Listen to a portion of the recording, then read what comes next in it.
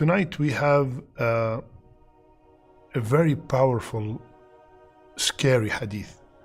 And I need you to please lend me your ears and lend me your heart. The hadith is in Bukhari, 100% authentic, and the hadith is Qudsi. So Rasulullah ﷺ told us that Allah Azza wa Jal said.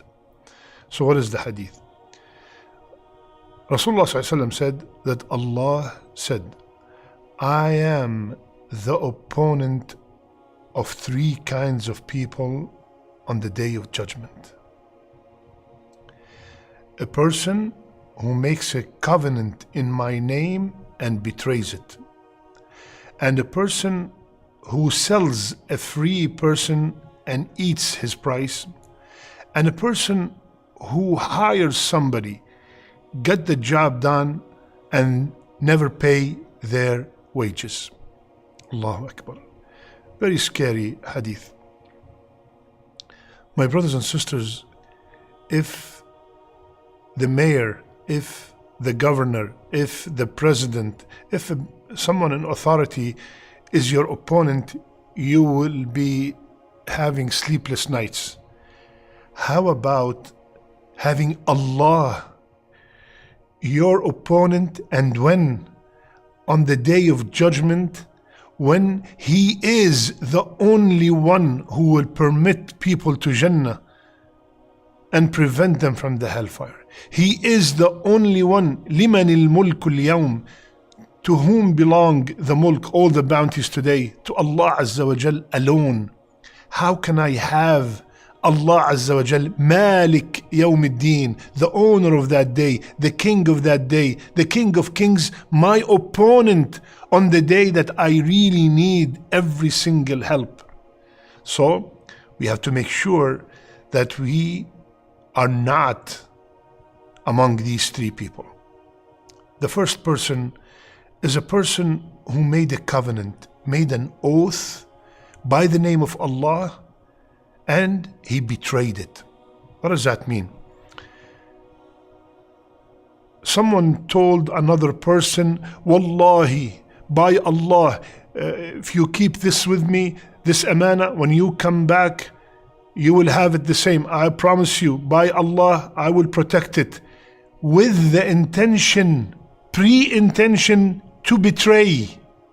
Not something happened, emergency, an accident. No.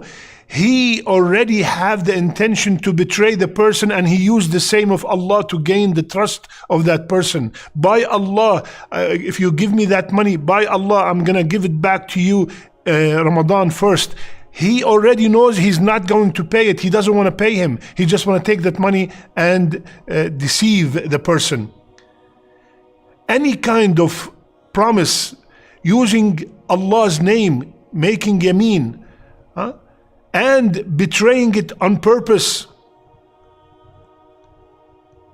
then that person will be among the people whom Allah Azza wa Jal will be their opponent. You know, that also applies to someone deliberately coming to the masajid, growing his beard, holding a masbaha, and constantly remembering Allah to gain the trust of people. And then he would tell them, I have a good project that will bring back this much money. And then he takes the money from the people. So he built that trust on purpose in order to betray the others. Like, wallah, I will never forget this brother. May Allah guide me and guide him.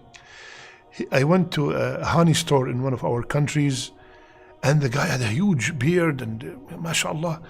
I said, Allah, beautiful beard. You know what he said? He said, it's good for the business. Wallahi, he killed me. He said, it's good for the business. Because there's a lot of cheating when it comes to asal, to honey. You have no clue if the honey that you're buying is authentic, real, pure honey or not. So you have to trust. You have to trust the seller in order to buy that honey. So he said, I'm growing my beard in order for the people to trust me. It's good for the business. So we're using righteousness to betray people. That's also included in this. Be very careful, my brother, my sister. The second person We have to mention it even though it does not apply in our days. But it's a person who sold a free man and took all the money.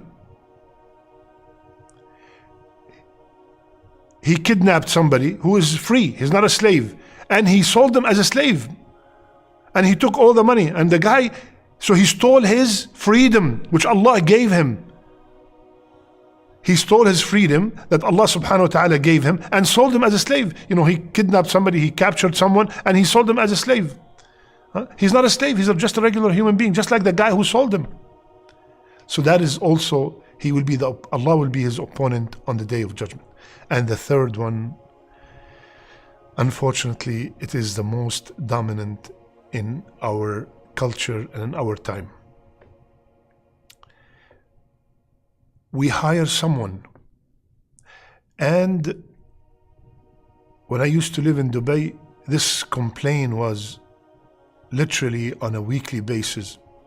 Yeah, Sheikh, I've been working construction in Dubai, 100 and something degrees outside, and the guy did not pay me.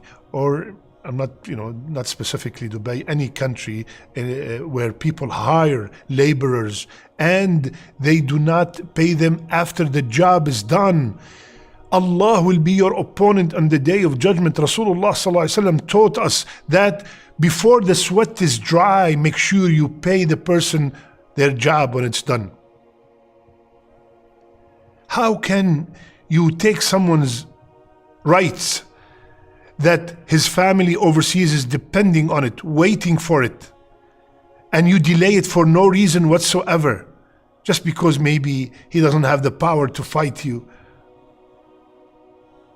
Or another case, I asked Brother Rahim and I made a deal with him that he's gonna come and fix something in my house, and we agreed that it's gonna cost $1,000. And when he's done, I threw 700. Rahim said, but ya Sheikh, you said $1,000. We agreed on 1,000. Take it or leave it. Be very careful. Keep that promise. Inna al-ahda kana mas'oola. That promise that you gave, you will be questioned about it. And not only that, Allah will be your opponent on the Day of Judgment. None of us can afford that.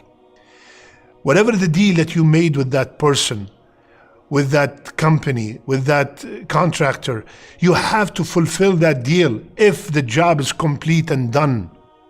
Otherwise, wallahi, the result is not pleasing to anyone. So Allah Azza wa Jal said, I am the opponent of these three kinds of people.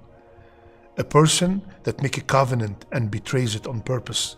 The second is a person that sells a free man and takes the money. And a person who hires somebody, get his job done, and then he does not pay his wages.